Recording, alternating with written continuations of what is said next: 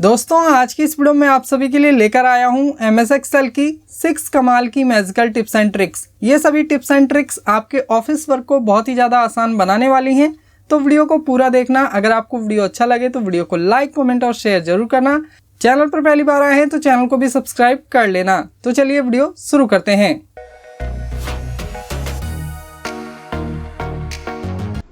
दोस्तों यहाँ पर हमने कुछ लाइनें लिखी हैं और इन सभी लाइनों को हम इस पर्टिकुलर एरिया में सेंटर में रखना चाहते हैं बिना सेल को मर्ज किए। तो इसके लिए आपको ज़्यादा कुछ करने की ज़रूरत नहीं है। आपको अपनी लाइनों का सिलेक्शन करना है और इसके बाद आपको उस एरिया का भी सिलेक्शन कर लेना है, उन सभी सेल का सिलेक्शन कर लेना है जिनके बीच में आप अपनी लाइनों को लेकर आना चाहते हैं। इसके बाद आपको आना है होम टैब में। इसके बाद आप आएंगे अलाइनमेंट सेटिंग में। यहाँ पर जो आपको आइकन दिखाई दे रहा है इस आइकन पर आपको क्लिक करना है। इसके बाद आपको यहाँ अलाइनमेंट में आना है। अलाइनमेंट में आपको पहला ऑप्शन मिलेगा हॉरिजॉन्टल का, तो यहाँ पर जो ड्रॉप डाउन आइकन दिया गया है आपको इस पर क्लिक करना है। इसके बाद यहाँ पर आपको एक ऑप्शन मिलेगा सेंटर अक्रॉस सिलेक्शन, इस पर आपको क्लिक करना है। इसके बाद आप ओके पर क्लिक कर देंगे तो यहाँ पर आपकी जो लाइनें होंगी आपके सिलेक्टेड एरिया में सेंटर में आ जाएंगी बिना सेल मर्ज हुए। अभी आप किसी भी सेल पर क्लिक करेंगे और फॉर्मूला बार में देखेंगे तो आपको वो टेक्स्ट नहीं दिखाई देगा, लेकिन अगर आप इस सेल में क्लिक करेंगे तो यहाँ पर आपको फॉर्मूला बार में सभी लाइनें दिखाई देंगी, क्योंकि इन्हीं सेल में हमने अपनी लाइनों को लिखा था, इन सभी सेल में हमने अपनी लाइनों को नहीं लिखा था।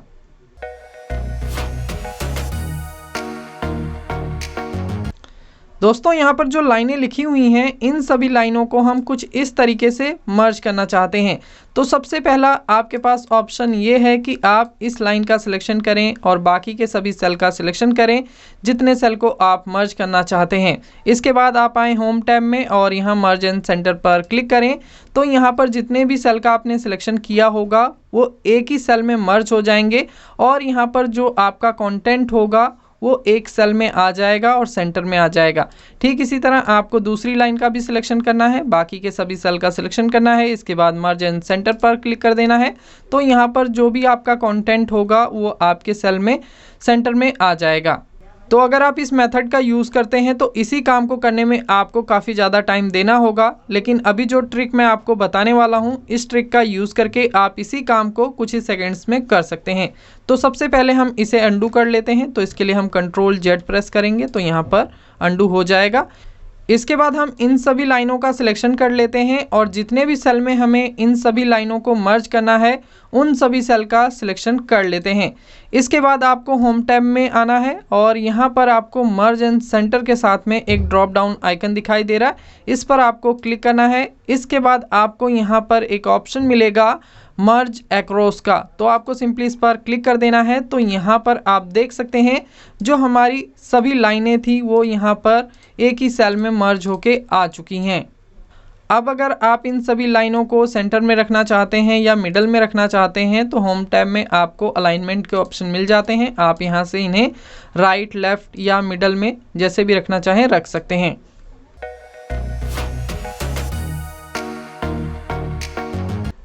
दोस्तों यहाँ पर हमने एक छोटा सा डेटा लिया है, इस डेटा के नीचे हम यहाँ एक टोटल की रो ऐड करना चाहते हैं, वो भी बिना कोई फार्मूला यूज़ किए। और यहाँ पर हम ये भी चाहते हैं कि जब भी हम अपने डेटा को फिल्टर करें तो यहाँ पर जो हमारी टोटल वाली रो है यहाँ पर जो वैल्यू हो वो भी चेंज होती रहे हमारे डेटा के अकॉर्डिंग। तो इसके लिए आपको ज़्यादा कुछ करने की ज़रूरत नहीं है। आपको सबसे पहले अपने डेटा में आना है। इसके बाद आपको अपने कीबोर्ड से Ctrl और T बटन एक साथ प्रेस करना है तो यहाँ पर क्रिएट टेबल की विंडो आ जाएगी। यहाँ पर आपको एक ऑप्शन मिलेगा माई टेबल हैज़ हेडर्स, तो इस पर आपको टिक लगा देना है। यहाँ पर आपको रेंज देखने को मिल जाएगी। तो यहाँ पर जो हमारा पूरा टेबल है ये सिलेक्ट हो चुका है। इसके बाद हम यहाँ ओके पर क्लिक कर देंगे तो यहाँ पर जो हमारा सिलेक्टेड डेटा होगा वो एक टेबल फॉर्मेट में कन्वर्ट हो जाएगा। इसके बाद आपको यहाँ टेबल डिज़ाइन का एक टैब दिखाई देगा। अगर आप MS एक्सेल का पुराना वर्जन यूज़ कर रहे हैं तो टेबल डिज़ाइन की जगह आपको ऑप्शन का टैब दिखाई दे सकता है।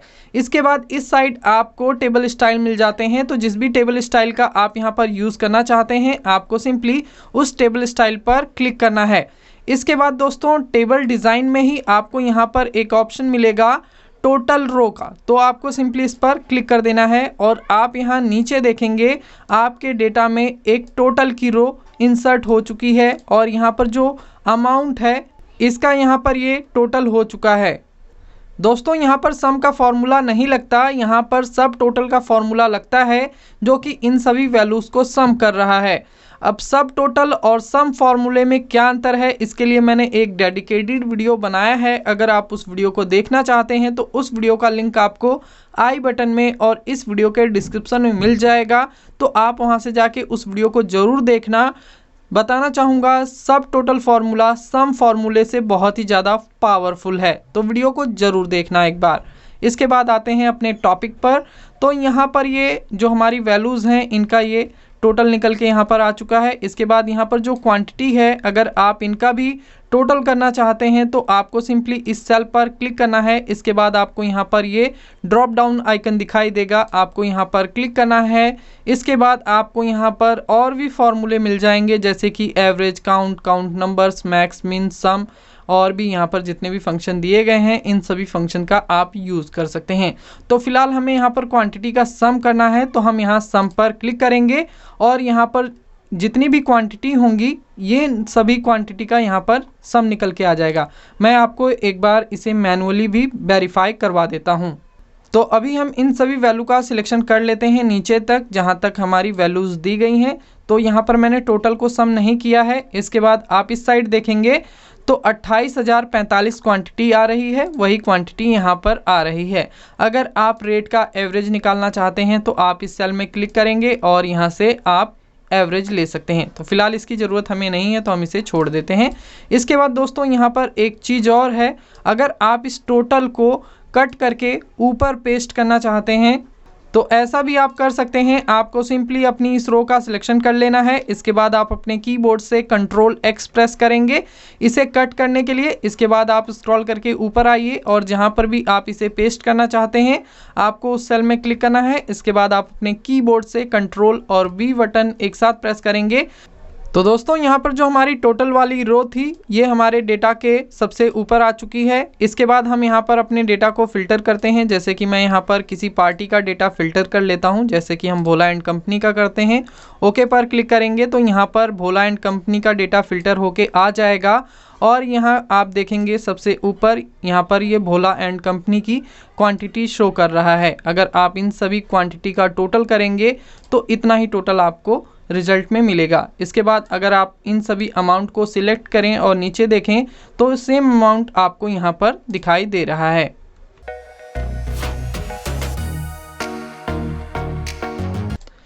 दोस्तों यहाँ पर जितनी भी वैल्यूज़ दी गई हैं इन सभी वैल्यूज़ का रनिंग टोटल हम निकालना चाहते हैं, वो भी बिना कोई फार्मूला यूज़ किए। तो इसके लिए आपको ज़्यादा कुछ करने की ज़रूरत नहीं है, आपको सिंपली अपनी वैल्यू का सिलेक्शन करना है जितनी वैल्यूज़ का आप रनिंग टोटल निकालना चाहते हैं। इसके बाद आप यहाँ नीचे आएंगे तो आपको यहाँ पर क्विक एनालिसिस का एक आइकन दिखाई देगा, आपको सिंपली इस आइकन पर क्लिक करना है। बाकी अगर आपको ये आइकन नहीं दिखाई देता तो आपको अपने कीबोर्ड से Ctrl और Q बटन एक साथ प्रेस करना है। तो यहाँ पर ये क्विक एनालिसिस का जितने भी ऑप्शन होंगे वो सभी ऑप्शन आपके सामने आ जाएंगे। इसके बाद हमें जाना है टोटल्स में, यहाँ पर हम क्लिक करेंगे। इसके बाद यहाँ पर जो पहला रनिंग टोटल है इसको आपको यूज़ नहीं करना है, आपको यहाँ पर एक आइकन दिखाई देगा नेक्स्ट का, आपको इस पर क्लिक करना है। इसके बाद यहाँ पर जो लास्ट का रनिंग टोटल का ऑप्शन दिया गया है इस पर आपको क्लिक करना है। तो यहाँ पर आप देख सकते हैं जितनी भी वैल्यूज़ यहाँ पर दी गई थी इन सभी वैल्यूज़ का यहाँ पर रनिंग टोटल निकल के आ चुका है।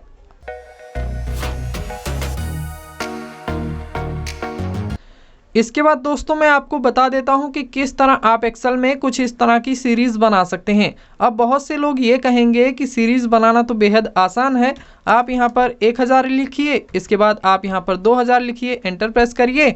इसके बाद आप यहाँ पर 2000 लिखिए, माइनस का साइन लगाइए, 3000 लिखिए, एंटर प्रेस करिए, दोनों सेल का सिलेक्शन करिए और नीचे ड्रैग कर दीजिए और आपकी जो सीरीज़ है वो बन जाएगी। तो देख सकते हैं किस तरह की ये सीरीज़ बनी है। अगर हम इन्हें ड्रैग करते हैं तो यहाँ पर आपका ये तरीका काम नहीं आएगा, आपको यहाँ पर कोई दूसरा तरीका अपनाना पड़ेगा इस तरह की सीरीज़ बनाने के लिए। तो यहाँ पर हम इस तरह की सीरीज़ बनाने के लिए फ्लैश फिल और एंड साइन का यूज़ करने वाले हैं। तो सबसे पहले यहाँ पर जो हमने वैल्यू लिखी हैं इन्हें हम यहाँ से डिलीट करते हैं। इसके बाद मैं यहाँ पर 1000 और यहाँ पर लिखता हूँ 2000। इसके बाद हम यहाँ पर लिखेंगे 2000 और इस सेल में हम लिखेंगे 3000। इसके बाद हम इन चारों सेल का सिलेक्शन करेंगे। इसके बाद हम इन्हें नीचे की तरफ ड्रैग कर देंगे, या जितना भी आपको सीरीज़ बनाना है आप उतना नीचे ड्रैग कर सकते हैं। तो यहाँ पर आप देख सकते हैं इस साइड हमारा 1 2 3 4 5 6 7 8 9000 तक आ गया और इधर हमारा 2000 से स्टार्ट हो रहा है। तो एक्सेल में इस तरह की सीरीज़ बनाने के लिए हम सबसे पहले यूज़ करने वाले हैं फ्लैश फिल फंक्शन का। फ्लैश फिल फंक्शन आपको MS एक्सेल के 2013 और उससे ऊपर के वर्जन में मिलता है। अगर आप 2013 से पुराना वर्जन यूज़ कर रहे हैं तो आपको फ्लैश फिल फंक्शन नहीं मिलेगा। लेकिन अगर आप MS एक्सेल का 2007 या 2010 का वर्जन यूज़ कर रहे हैं तो आप इस तरह की सीरीज़ बनाने के लिए एंड साइन का यूज़ कर सकते हैं, जिससे कि अभी मैं थोड़ी देर में आपको बताने वाला हूं। तो सबसे पहले हम यहां पर देख लेते हैं फ्लैश फिल किस तरह यहां पर ये सीरीज़ बनाएगा। तो सबसे पहले हम यहाँ पर लिखते हैं 1000, इसके बाद स्पेस देंगे, माइनस का साइन लगाएंगे, स्पेस देंगे, 2000 लिखेंगे, एंटर प्रेस करेंगे। इसके बाद हम अपने कीबोर्ड से कंट्रोल और ई बटन एक साथ प्रेस करेंगे, जो कि फ्लैश फिल का शॉर्टकट है।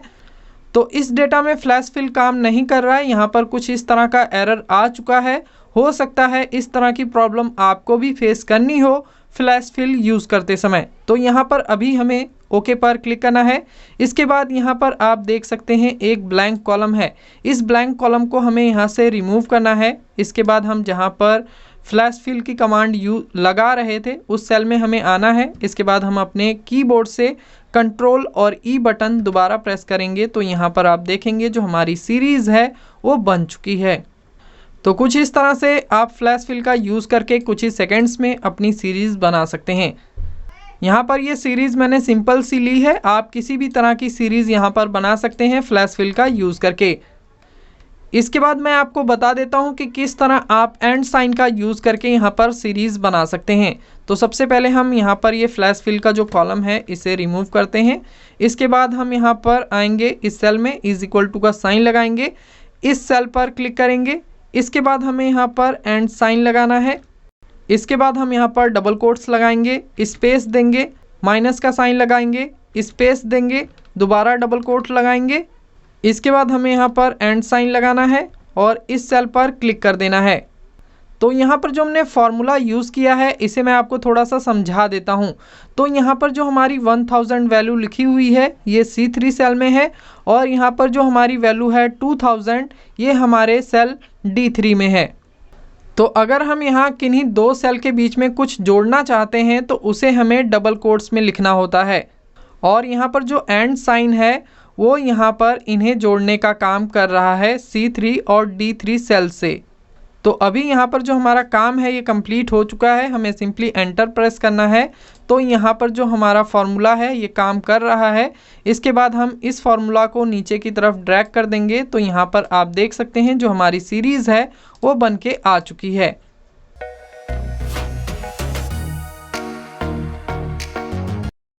दोस्तों अगर हमें एक्सेल में 11 अंकों तक की कोई वैल्यू लिखनी हो तो उसे हम बड़ी आसानी से लिख सकते हैं, इसमें हमें किसी तरह की प्रॉब्लम फेस नहीं करनी होगी।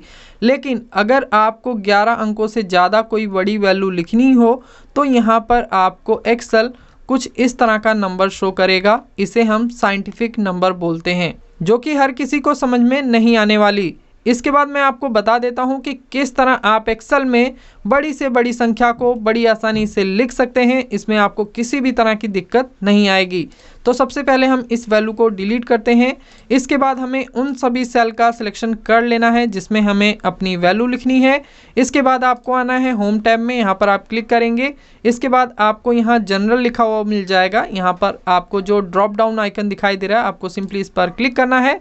इसके बाद आपको स्क्रॉल करके नीचे आना है, यहाँ पर आप थोड़ा सा और स्क्रॉल करके नीचे आइए और यहाँ से आपको टेक्स्ट का ऑप्शन चूज़ कर लेना है। इसके बाद आप यहाँ पर कितनी भी बड़ी संख्या लिख सकते हैं, यहाँ पर आपको किसी भी तरह का एरर नहीं दिखाई देगा। दोस्तों यहाँ पर हमने जितने भी सेल का सिलेक्शन किया था ये सभी सेल टेक्स्ट फॉर्मेटेड में कन्वर्ट हो चुके हैं, जिसकी वजह से हम यहाँ पर अपनी बड़ी से बड़ी वैल्यू को लिख सकते हैं। लेकिन यहाँ पर जो वैल्यूज़ हैं इन सभी में आप किसी भी तरह की कैलकुलेशन नहीं कर सकते हैं।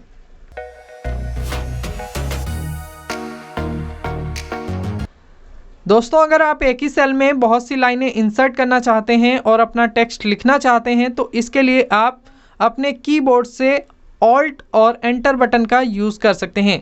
जैसे कि मैं यहाँ पर लिखता हूँ चंदन कुमार। अब इसके नीचे मुझे माई लाइफ सपोर्ट लिखना है, तो इसके लिए हम क्या करेंगे, हम अपने कीबोर्ड से ऑल्ट और एंटर बटन एक साथ प्रेस करेंगे तो यहाँ पर एक नई लाइन इंसर्ट हो जाएगी, नई लाइन स्टार्ट हो जाएगी। इसके बाद मैं यहाँ पर अपना जो कुछ भी लिखना चाहूँ वो लिख सकता हूँ। अगर इसके नीचे हमें एक और लाइन स्टार्ट करनी है तो हम यहाँ पर अपने कीबोर्ड से ऑल्ट और एंटर बटन एक साथ प्रेस करेंगे तो यहाँ पर एक नई लाइन और इंसर्ट हो जाएगी। इसके बाद हम यहाँ पर जो कुछ भी लिखना चाहें वो लिख सकते हैं। दोस्तों यहाँ पर जो हमारा बी कॉलम है इसकी विड्थ कम है, जिसकी वजह से हमारे जो टेक्स्ट हैं वो एक दूसरे के नीचे आ रहे हैं। अगर हम यहाँ पर बी कॉलम की जो विड्थ है उसे थोड़ा सा बढ़ाएंगे तो यहाँ पर आप देखेंगे जो हमारे टेक्स्ट हैं वो सही हो चुके हैं। यहाँ पर रो की हाइट ज़्यादा है तो आप यहाँ पर डबल क्लिक करके इसे ऑटो फिट कर सकते हैं। तो कुछ इस तरह दोस्तों आप MS एक्सेल की इन सभी टिप्स एंड ट्रिक्स का यूज़ करके अपने ऑफिस वर्क को काफ़ी आसान बना सकते हैं। उम्मीद है आप सभी को ये वीडियो पसंद आया होगा। अगर आपको वीडियो अच्छा लगा तो वीडियो को लाइक, कमेंट और शेयर जरूर करना। चैनल पर पहली बार आए हैं तो चैनल को भी सब्सक्राइब कर लेना अगर आप इसी तरह के यूज़फुल वीडियोस देखना पसंद करते हैं। जल्दी मिलेंगे एक और यूज़फुल वीडियो में, तब तक के लिए जय हिंद, वंदे मातरम।